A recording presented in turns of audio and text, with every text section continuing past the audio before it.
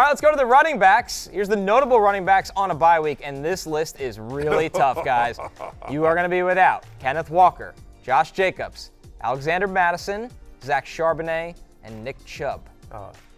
Yeah, I also have Ken Walker. Stupid Dev is going to kill me. Yeah, he's going to crush He's you. going to crush me like a grape. I'm going to get slapped around like a grape. Dev's revenge for last year's championship. Dev's revenge, absolutely. Yeah, good for revenge for Juwan Johnson. Exactly right. The Juwan Johnson game. Who could forget? Yeah. Well, with that, we start with Jaylen Warren. He's got your Commanders, Matthew, still available in 58% of leagues. Which is stupid. People just completely forgotten about Jaylen Warren. Everyone out there is like Tony Romo. They don't realize that Jaylen Warren exists and that he's good. Wow. You heard me? Former Cowboys and current Cowboys just copying it. Oh, good Lord. I'm sorry. I'm sorry, but no, don't apologize. That was a swing in the miss. No, Don't joke. Jason Kelsey apologize. There's no need for that absolutely. one. I mean, like you can't call a playoff game for the Steelers and not know who Jaylen Warren is. No apologies there. But unlike Mr. Romo, we here do in fact know who Jaylen Warren is, and we have for a long, long time. He's really talented. He's been talented for a long time, and I think people forgot about him this year because he was injured in the preseason. I feel like we've talked about him in the show for like the last couple of weeks, but continue to increase his touches. He's now got 25 touches over just the past 2 games. That includes 5 red zone rush attempts as well. 4 of the last 5 games, he's gotten a double-digit target share on the Steelers as well. Worth noting that my Commanders allow 5.2 yards per carry to opposing running backs. That's most in the NFL. We know what the Steelers want to do. They want to run the ball. They're going to, under Arthur Smith, they're going to run it with Najee. They're going to run it with Jaylen Warren. Both guys are going to be involved, and because Russell Wilson is their quarterback, he's not as prone to duck it and run the way Justin Fields was. So he's much more open to dumping it off or handing it off to these 2 guys. Najee Harris is obviously rostered pretty much everywhere, but Jaylen Warren is out there in almost 60% of leagues, and it's ridiculous. As you see the numbers on your screens, you're looking at over double-digit touches a game. He played 40% of the snaps against the Giants, and I think we're going to get to a spot where it's really 50-50, or maybe it's 55-45. Credit to Najee Harris. He's looked as good as he's ever looked in his career. He really has. Yeah, that's what I wanted to know from you, Connor. Do you think Najee Harris has materially improved as a player? Because he's got career high yards per carry, career best PFF grade. He certainly just looks better. He's breaking more explosive runs. It's not this like Najee kind of run into the middle for the He no longer looks yards. like Trent Richardson. Yeah. Right. Do you think he's gotten better, or is it just the situation? I don't know if it's health or what it is. This is the player he was coming out of Alabama, and there was flashes of it as a rookie, but I agree with you. This is the best he's looked, and I think if I'm the Steelers, I'm thinking that I want him to look like this when we're playing the most meaningful games of our season, which means more Jaylen Warren right now, because the beauty of Najee Harris is that he's healthy, is that he's physical, and he's more explosive, which means you can't – I know Arthur Smith loves to do this, but you can't turn around and get Najee 25 touches a week. Yeah. Jaylen Warren's going to be really involved because of that. Yeah. Look at to your point, the latter part of their schedule, like everyone, they have a bunch of division games. Oh, like it's they're in a brutal. division with the Bengals who are still kicking, and obviously you've got the Baltimore Ravens. twice. They've got the Ravens. Best run defense in football. And even though the Browns aren't in it, the Browns are going to be, They're going to be annoying down the stretch. They're going to be a pain in the ass. They're annoying. Yeah, 100%. It's still a good defense. Yep. And Jameis has given them, life. Like they're actually, Life adjacent. life. I just mean like it's now a competent offense. Yes. It wasn't Competent before. adjacent. Competent. It's fair. All right, fine. I'm trying to be nice. It's election day. Trying to be anyway. All right, we move over to the very complicated 49ers backfield. And the golden question we all have is Christian McCaffrey on track to play this week? We got to hear GM John Lynch speak about that on the Tim Kawakami show. Take a listen. I sure hope so. Christian's passed every part of the test in our plan. Over bye week, he stayed here with our trainers. I happen to, how do you come to work on the bye week? You come when you got guys like him working out and you want to see it. I sat up in my office and watched from afar. He looks great.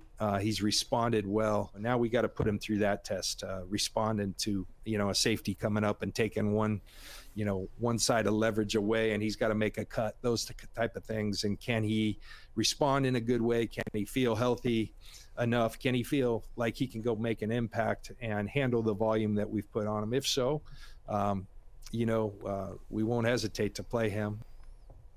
My summary? We'll see. Yeah, that was a lot of words to say, like, we don't know yet. I think he plays. They need him to play. They need him to play. He's been designated for return. There was thoughts that he might play before the bye. They held him out.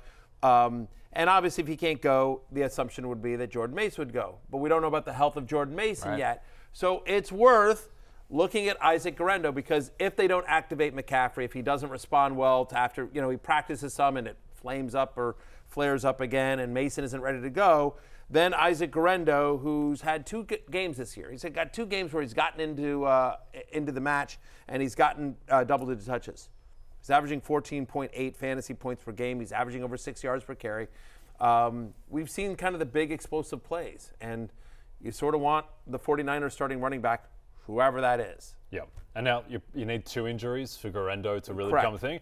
These guys get hurt all the time. I've watched Jordan Mason on the sidelines with his helmet on, not coming into the game a lot. He killed my parlay 2 other. His shoulder's been a problem. Yeah, we got the Kittle touchdown. We had everything going, and just I needed 60 yards from Jordan Mason, and Guerendo gets 80. Like, he'd easily, if Jordan Mason could just stay on the field, we'd have hit the parlay on Football Night in America. But of course, Jordan Mason, his shoulder's made of paper mache. Yeah, he's made of paper mache, and honestly, it had to happen. I was so hot. I could not miss last year. Like, I hit all of my bets down the stretch. Like, I went something like 9 of 11 down the stretch. It was just like red hot. So it had to autocorrect. I And now passed it's my comeback player of the year curse across the table to you. My powers are yours. And now you are beset with the curse. I am beset with the curse. It's very upsetting. How do you break that curse? I don't know. Do I have to burn a chicken? Yes. Backup producer Pete, look up. Do I need to Big Show, research that for me right now. Just if I have to burn a chicken or whatever I have to do to break the curse. Please Google how to lift the curse. I just think it's the balance of life. The Commanders are finally good and have a franchise quarterback. What did it cost? Everything. Yes, Everything. Yeah, exactly. It's the Thanos thing. Yeah. Thanos meme. Right, exactly. What did it cost? Everything. It's just me throwing my DraftKings app into the water. Because it's just by the way, it's worth it. Take that trade every day. Take that trade every day. My Commanders are going to play a playoff game. They might host a playoff game. Yeah, they got a chance to be in the divisional round. Yeah. Yeah. The NFC is very winnable. Very winnable. We could be watching the Commanders in the Super Bowl in New Orleans. It's not crazy. Well, listen, it's definitely within the range of outcomes that the Commanders could be at the Lions for the right to go to the Super Bowl. Sure. That's not crazy. Not at I don't all. think it's likely, but I don't think it's crazy. Set the either. odds. Yeah, well, I mean, I think they're 10-1 to win the NFC, so that means like a 9% chance that you're in the Super Bowl. You'd take that. I'd take I'll tell that. you what, before the season, it was negative percentage. Right. There was Before no the season, chance. before their win total was like 6.5, I think, before the season. Yeah, they've already gone over. They've It's already week gone 9. over. Yep. They've already cashed that bet. By the way, we love the futures Commanders. coming up later in the show. All right. All right, we'll Anyway. move on to Ray Davis You for see the why I Bills. was filibustering here because now we Yeah, got we're Ray in the- Davis. we're in the and Ray Trey Davis Benson. bracket.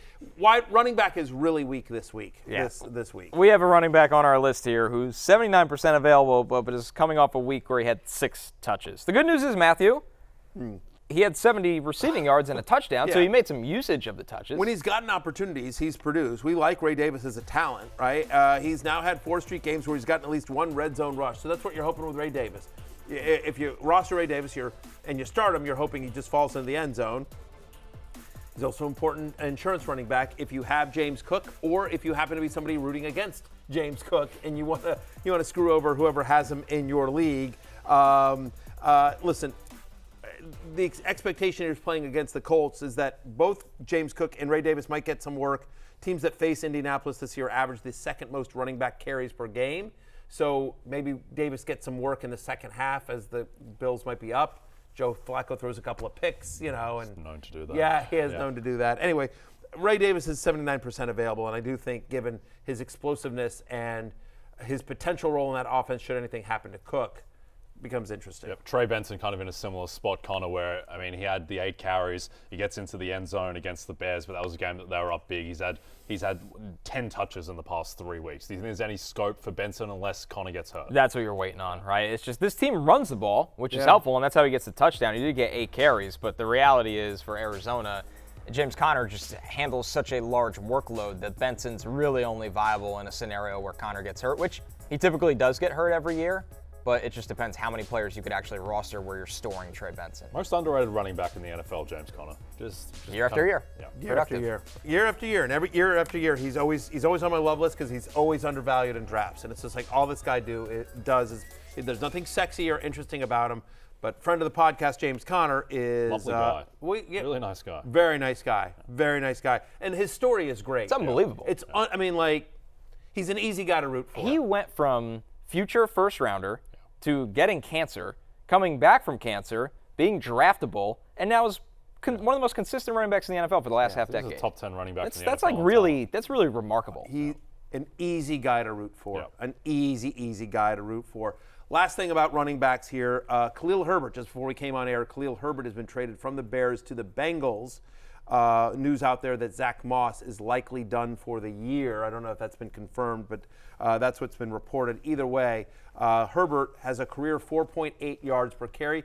I feel like this is much more about depth replacing Zach Moss than it is any kind of threat to Chase Brown's role. But they haven't wanted to give the full entire role to Brown, so Herbert suddenly has more value in Cincinnati than he did in Chicago, where he's been a healthy scratch, and he's third on that depth chart, whereas now all of a sudden he's one injury away from being the starting running back of a good offense, and if nothing else, probably gets you, 7 to 10 touches a game, maybe. Yeah, I don't think like Chase Brown's like insurmountable in that backfield. Like there are worlds where Khalil Herbert could carve out a bigger role. I've always liked Khalil Herbert's work. Sure. He's always looked the part. You have to roster him if you have Chase Brown right now, right? For sure. You almost have to. Yep. Yeah. So that's the most noteworthy part because, of course, Khalil Herbert's going to be out there. Hey, it's Matthew Berry from NBCSports.com and RotoWorld.com, and I want to thank you so much for watching whatever it is you just watched, or if nothing else, being too lazy to click out of the autoplay after this video started, after whatever it is you actually wanted to watch finished. But now that you're here, I'd like to take a moment here to ask you respectfully now, okay? I'm asking you respectfully to subscribe to the NFL on NBC YouTube channel. You'll get the latest RotoWorld fantasy news headlines, all sorts of great shows, including my own Fantasy Football Happy Hour. So go subscribe now. Again, I'm asking respectfully.